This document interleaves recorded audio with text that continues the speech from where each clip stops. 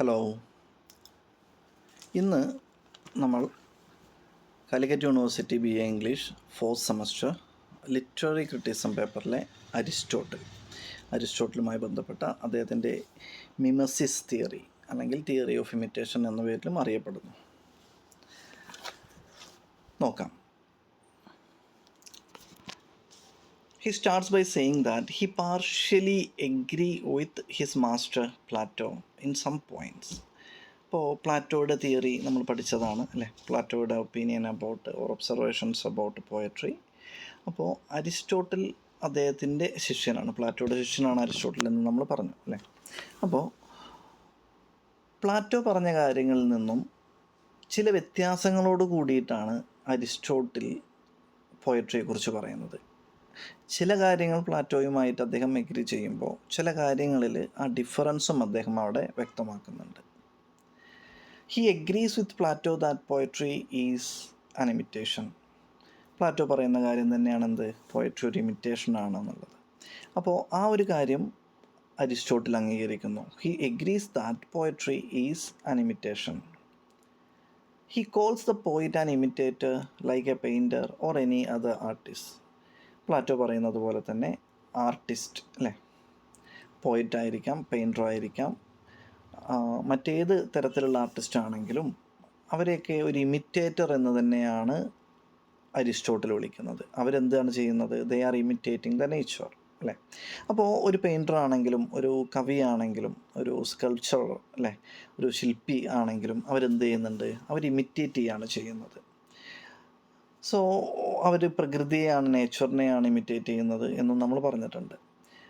So Aristotle explain ചെയ്യുന്നത് ഇങ്ങനെയാണ്: A പോയിറ്റ് imitate one of the 3 objects. താഴെ പറയുന്ന 3 കാര്യങ്ങളെയാണ് അവർ ഇമിറ്റേറ്റ് ചെയ്യുന്നത്. പ്രകൃതിയിലെ ഏതെങ്കിലും ഒരു വസ്തുവിനെ അവർ ഇമിറ്റേറ്റ് ചെയ്യുകയാണെങ്കിലും താഴെ പറയുന്ന 3 രീതിയിലാണ് അവർ ഈ പറയുന്ന ഒബ്ജക്ട്സിനെ ഇമിറ്റേറ്റ് ചെയ്യുന്നത്. എയ്തർ, ഫസ്റ്റ് വൺ എന്ന് പറയുന്നത് things as they are or were. Secondly, things as they said or thought to be. 3, things as they ought to be. In other words, what is past or present, what is commonly believed and what is ideal അല്ലേ. അപ്പോൾ അവർ ഒരു വസ്തുവിനെ imitate ചെയ്യുന്ന സമയത്ത് things as they are or were, കാര്യങ്ങൾ എങ്ങനെയാണ് ഇപ്പോൾ അല്ലെങ്കിൽ എങ്ങനെയായിരുന്നു എന്നുള്ള രീതിയിൽ അവർ അതിനെ ഇമിറ്റേറ്റ് ചെയ്യുന്നു അല്ലേ. Suppose the poet is imitating A river. ഒരു പ്രകൃതിയിലെ പുഴ എന്ന് പറയുന്ന ഒരു പ്രതിഭാസം അല്ലേ, ആ പുഴയെയാണ് ഒരു പോയിറ്റ് ഇമിറ്റേറ്റ് ചെയ്യുന്നത്, ഒരു കവിതയുടെ രൂപത്തിലേക്കാക്കി മാറ്റുന്നതെന്നുണ്ടെങ്കിൽ അവർ ഇമിറ്റേറ്റ് ചെയ്യുന്നത് എന്താണ്? ഈ പുഴ എങ്ങനെയാണിപ്പോൾ അല്ലെങ്കിൽ എങ്ങനെയായിരുന്നു എന്നുള്ള കാര്യം അവരെന്ത് ചെയ്യുന്നു? കവിതയുടെ രൂപത്തിൽ എഴുതി വയ്ക്കുന്നു അല്ലേ. അതിനെ തന്നെയാണ് ഇവിടെ താഴെ പറഞ്ഞിരിക്കുന്നത്, what is present or past അല്ലേ. അപ്പോൾ ഇപ്പോൾ എങ്ങനെയാണോ പുഴ ഒഴുകുന്നത് അല്ലെങ്കിൽ മുൻപ് എങ്ങനെയായിരുന്നുവോ പുഴ ഒഴുകിയത് അത്. Then secondly, things as they said or thought to be. That is what is commonly believed. ഇപ്പോൾ സാധാരണ നമ്മൾ പുഴ എന്ന് പറയുമ്പോൾ എന്തായിരിക്കും നമ്മളുടെ മനസ്സിൽ വരുന്നൊരു ചിത്രം അല്ലേ. അപ്പോൾ പുഴയിൽ കുറേ വെള്ളമുണ്ട്, അതിൽ പാറക്കെട്ടുകൾ ഉണ്ടാവാം, തോണി ഉണ്ടാവാം അല്ലേ. അങ്ങനെ നമ്മൾ commonly believed, what they said or thought to be, എന്താണോ നമ്മൾ പുഴ എന്നൊരു കൺസെപ്റ്റ് കേൾക്കുമ്പോൾ നമ്മുടെ മനസ്സിലേക്ക് വരുന്നത് ആ കോമൺ ആയിട്ടുള്ള ആ ഫീച്ചേഴ്സ് ആയിരിക്കും കവി ഇവിടെ ഇമിറ്റേറ്റ് ചെയ്ത് കവിതയുടെ രൂപത്തിലേക്കാക്കി മാറ്റുന്നത്. ഇനി മൂന്നാമത്തത്, things they ought to be as they ought to be. That means എങ്ങനെയായിരിക്കണം ഒരു പെർഫെക്റ്റ് ആയിട്ടുള്ളൊരു പുഴ അല്ലേ, ഐഡിയൽ ഫോം, ഏറ്റവും ഉദാത്തമായിട്ടുള്ള ആ പുഴ എങ്ങനെ ആയിരിക്കണം എന്നുള്ളതാണ്. അപ്പോൾ നമുക്ക് മനസ്സിൽ കൊണ്ടുവരാം എന്താ, വളരെ ഭംഗിയുള്ള അല്ലെ, നല്ല തെളിഞ്ഞ എന്താ പറയുക, നല്ല ക്രിസ്റ്റൽ ക്ലിയർ ആയിട്ടുള്ള വെള്ളമുള്ള അല്ലേ, നമ്മൾ മേലെ നിന്ന് നോക്കിക്കഴിഞ്ഞാൽ അടിയിലൊക്കെ കാണാൻ പറ്റുന്ന രീതിയിൽ നിറയെ മീനുകളുള്ള അല്ലേ, പാറക്കെട്ടുകളിൽ ഇങ്ങനെ വെള്ളം ഇങ്ങനെ തട്ടുമ്പോൾ ഇങ്ങനെ നുരകളും പതകളൊക്കെ ഉണ്ടാകുന്ന മനോഹരമായിട്ടുള്ള ഒരു ഐഡിയലായിട്ടുള്ളൊരു പുഴയെയും നമുക്ക് എന്ത് ചെയ്യാം, കവിതയുടെ രൂപത്തിലേക്കാക്കി മാറ്റാം. അപ്പോൾ ഈ രീതിയിൽ കവി അല്ലെങ്കിൽ ആർട്ടിസ്റ്റ് എന്തിനെയാണോ അല്ലെങ്കിൽ പ്രകൃതിയിലെ ഏതെങ്കിലും ഒരു ഒബ്ജക്റ്റിനെ ഇമിറ്റേറ്റ് ചെയ്യുന്നു അല്ലേ, ആ ഒബ്ജക്റ്റിനെ ഇമിറ്റേറ്റ് ചെയ്യുമ്പോൾ ഈ പറയുന്ന 3 രീതിയിലാണ് ഇമിറ്റേഷൻ സംഭവിക്കുന്നത്. ഒന്നുകിൽ പുഴ ഇപ്പോൾ എങ്ങനെയാണ് അല്ലെങ്കിൽ ഇന്നലെ എങ്ങനെയായിരുന്നു എന്നുള്ളതിനെക്കുറിച്ച് കവിക്ക് വർണ്ണിക്കാം, അല്ലെങ്കിൽ ഒരു ചിത്രകാരന് ചിത്രത്തിലേക്ക് പകർത്താം, അല്ലെങ്കിൽ സെക്കൻഡ്ലി എന്താ പറയുന്നത്, things as they said or thought to be. എങ്ങനെ ആയിരിക്കും ഒരു പുഴ എന്ന് സ്വാഭാവികമായിട്ടും നമ്മൾ ചിന്തിക്കാറുണ്ട് അല്ലേ, ഒരു എങ്ങനെയാണ് ഒരു പുഴ എന്നുള്ളത്. ആ രീതിയിൽ, ഈ പറയുന്ന രീതിയിൽ എന്ത് ചെയ്യാം, കവിക്ക് ഇമിറ്റേറ്റ് ചെയ്യാം. അല്ലെങ്കിൽ എങ്ങനെ ആയിരിക്കണം ഒരു പെർഫെക്റ്റ് ആയിട്ടുള്ള, ഐഡിയൽ ആയിട്ടുള്ള, ഉദാത്തമായിട്ടുള്ള ഒരു കൺസെപ്റ്റ് എന്താണോ അതിനെയും ഇമിറ്റേറ്റ് ചെയ്ത് ഒരു ഒരു കാവ്യ സൃഷ്ടിയാക്കിയിട്ട് മാറ്റാം. അപ്പോൾ ഈ 3 രീതിയിലാണ് കവി എന്ത് ചെയ്യുന്നത്, ഇമിറ്റേറ്റ് ചെയ്യുന്നത്. Right. So what is present or past, what is commonly believed and what is ideal അല്ലേ. അപ്പോൾ ഈ 3 രീതിയിലാണ് ഇമിറ്റേറ്റ് ചെയ്യപ്പെടുന്നത്. Aristotle disagrees with Plato's view that poetry is twice remote from reality.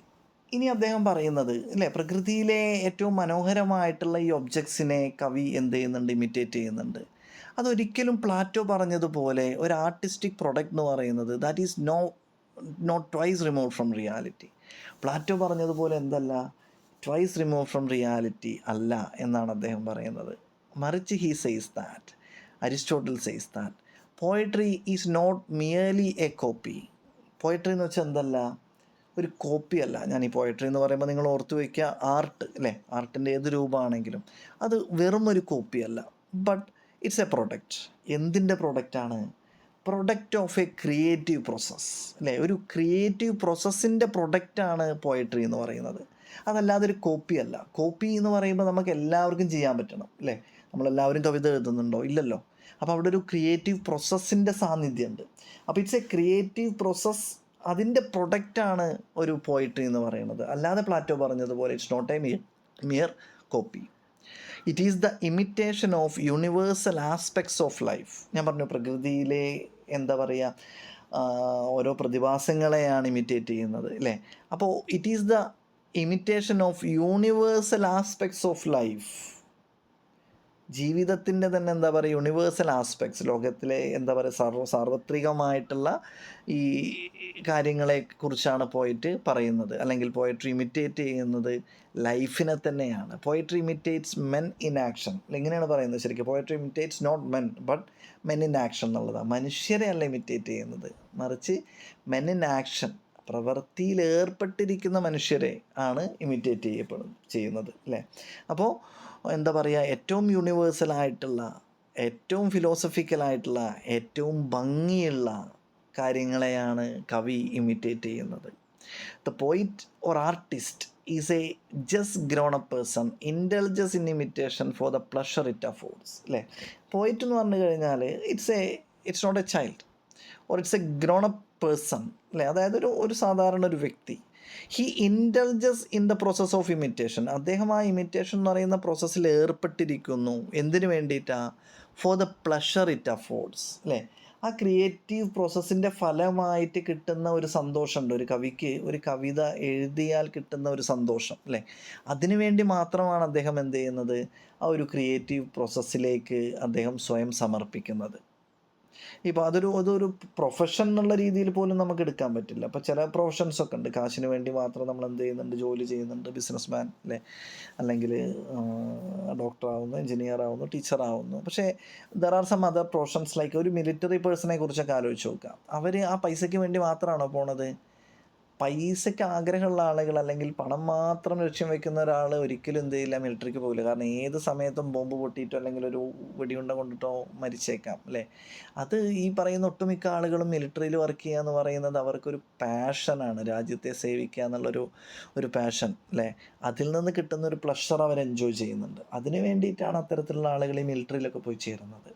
Similarly ഈ കലാകാരന്മാരൊക്കെ നോക്കുക അല്ലേ, ചെണ്ട കൊട്ടുന്ന ആളുകൾ, അതേപോലെ ഉത്സവത്തിന് ഇങ്ങനെ വാദ്യങ്ങൾ വായിക്കുന്ന ആളുകളുണ്ടല്ലോ, ഈ കൊമ്പ്, കുഴൽ അല്ലേ എന്നൊക്കെ പറയുന്ന ആളുകൾ, അവരൊക്കെ എന്താ പറയുക, പണത്തിന് വേണ്ടി മാത്രമൊന്നുമല്ല, ഒരു പാഷൻ്റെ ഭാഗമായിട്ട് പോകുന്ന ആളുകളാണ് ശരിക്ക്. അവർക്ക് ചിലപ്പോൾ വർഷത്തിൽ കുറച്ച് സമയം മാത്രമാണ് ആ ഒരു പണി ഉണ്ടാവും. അത് കഴിഞ്ഞാൽ ചിലപ്പോൾ അവർ ജീവിക്കാൻ വേണ്ടി വേറെ വല്ല പണിക്കൊക്കെ പോകുന്നുണ്ടാവും, പടവിനും അല്ലെങ്കിൽ തേപ്പിനും ഒക്കെ പോകുന്ന ആളുകളൊക്കെ ഉണ്ട്. ഇസിൻറ്റ്. അപ്പോൾ ഈ പറഞ്ഞ പോലെ ഇവിടെ ഈ പോയറ്റ് എന്ന് പറഞ്ഞു കഴിഞ്ഞാലും അദ്ദേഹം ആ ഒരു ക്രിയേറ്റീവ് പ്രോസസ്സിൽ ഏർപ്പെടുന്നത് എന്തിനു വേണ്ടിയിട്ടാണ്?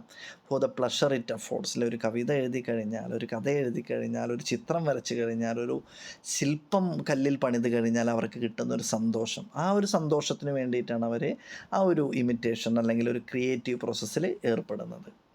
ഇനി ഇപ്പം നമ്മൾ വിചാരിക്കുക ഞാനും പോയിട്ടൊരു കവിത എഴുതിയേക്കാം അല്ലേ, അങ്ങനെ നമ്മൾ പോയിട്ടൊരു കവിത എഴുതാൻ വിചാരിച്ചാൽ കവിത എഴുതാൻ പറ്റിക്കൊള്ളുന്നില്ല. കാരണം a natural instinct of rhythm and harmony helps him to become a poet അല്ലേ. അപ്പോൾ ഒരു താളബോധം എന്ന് പറയണം നമ്മൾ, അതാണ് ശരിക്കും ഈ പറയുന്ന natural instinct of rhythm and harmony അല്ലേ. ആ ഒരു എന്താ പറയുക, റിതം ഹാർമണി എന്നൊക്കെ പറയുന്ന ആ ഒരു ഫീല് അല്ലെങ്കിൽ ആ ഒരു താളബോധം നമുക്കുണ്ടെങ്കിൽ മാത്രം, അല്ലെങ്കിൽ നമുക്ക് മറ്റൊരർത്ഥത്തിൽ പറയുകയാണെങ്കിൽ ദൈവദത്തമായിട്ടുള്ള ഒരു അനുഗ്രഹം കൂടി വേണം അല്ലേ. ഒരു ഒരു എന്താ പറയുക, കലാബോധം ഉണ്ടെങ്കിൽ മാത്രമാണ് നമുക്ക് എന്ത് ചെയ്യാൻ പറ്റൂ, ഈ പറയുന്നത് പോലെ ഒരു ശില്പിയോ കവിയോ അല്ലെങ്കിൽ പെയിൻറ്ററോ ആയി മാറാൻ സാധിക്കൂ. അപ്പോൾ ആ പറയുന്ന റിതം ആൻഡ് ഹാർമണിയാണ് അദ്ദേഹത്തെ ഒരു പോയിറ്റ് ആവാൻ സഹായിക്കുന്നത്. Poetry is closer to reality not twice remote from reality. Poetry എന്ന് പറഞ്ഞാൽ എന്തല്ല, it is not twice remove from reality, മറിച്ച് poetry is closer to reality. ഈ റിയാലിറ്റിയോട് ഏറ്റവും അടുത്ത് നിൽക്കുന്നതാണ് എന്ത്, പോയട്രി.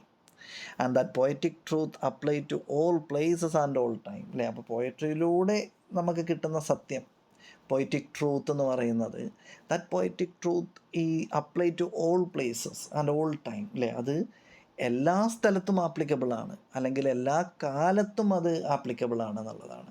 അപ്പോൾ അതിന് നമ്മളൊരു എക്സാമ്പിൾ പറയുകയാണെങ്കിൽ മേ ബി നമ്മുടെ റോബർട്ട് ഫ്രോസ്റ്റിൻ്റെ കവിതകളൊക്കെ നമുക്ക് എടുക്കാം അല്ലേ. റോബർട്ട് ഫ്രോസ്റ്റിൻ്റെ കവിതകൾ ഒരു യൂണിവേഴ്സൽ പ്രിൻസിപ്പിളിൻ്റെ ബേസിലാണ് അദ്ദേഹം ഓരോ കവിതയും ഉണ്ടാകുന്നത്, അല്ലെങ്കിൽ ഓരോ കവിതയ്ക്കും അത്തരത്തിലുള്ളൊരു മെസ്സേജ് ഉണ്ട്. മെൻഡിങ് വാൾ ഒരു എക്സാമ്പിളായിട്ട് എടുക്കാം അല്ലേ. അതിൻ്റെ തത്വം ഇതാണ്, നല്ല മതിലുകൾ നല്ല അയൽവാസികളെ സൃഷ്ടിക്കുന്നു എന്നുള്ളതാണ്. അത് ഇന്ത്യയിലും കേരളത്തിലും യൂറോപ്പിലും അമേരിക്കയിലും ഒക്കെ ആ ഒരു പ്രിൻസിപ്പിൾ ആപ്ലിക്കബിളാണ് അല്ലേ. അത് എന്താ പറയുക, 10-60 വർഷം മുമ്പ് എഴുതിയിട്ടുള്ള കവിതയാണെന്ന് വിചാരിക്കുക. ആ കാലഘട്ടത്തിലും ഇന്ന് 2025 അതിൽ പറയുന്ന തത്വം ആപ്ലിക്കബിളാണ് അല്ലേ.